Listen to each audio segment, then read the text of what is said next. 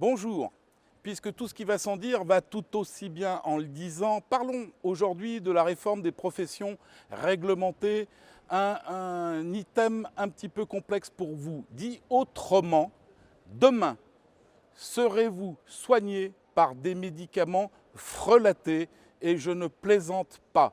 Monsieur Macron veut revenir sur les professions réglementées au motif qu'elles seraient génératrices d'inégalités. Entendez-moi bien, notaire, huissier, pharmacien, médecin, chauffeur de taxi et tant d'autres sont par exemple des métiers qui sont mieux encadrés que les autres. Pourquoi?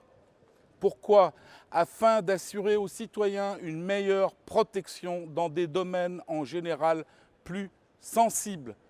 Cession de patrimoine, santé, transport des personnes, etc.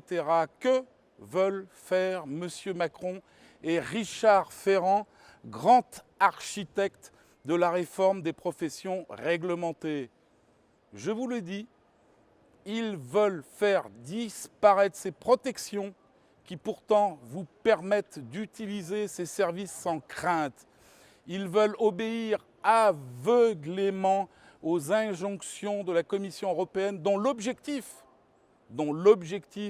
est de créer de nouveaux marchés au bénéfice évidemment des grandes multinationales et des grandes surfaces, comme l'explique la présidente de l'Union européenne de l'artisanat et des petites et moyennes entreprises.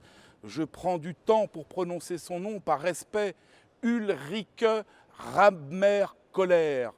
Cette dame, à vie partagée par Marine Le Pen, il faut laisser aux États membres leur souveraineté dans ce domaine afin de garantir une haute qualité des services et de la formation. Je répète, de garantir une haute qualité des services et de la formation.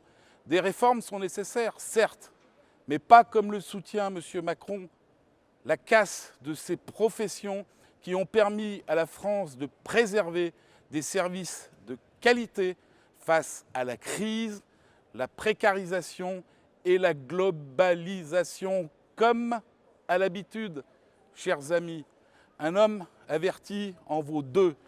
Et sincèrement, de tout mon cœur, je vous laisse le soin d'avertir votre entourage. Merci et à bientôt pour notre prochain Parti pris.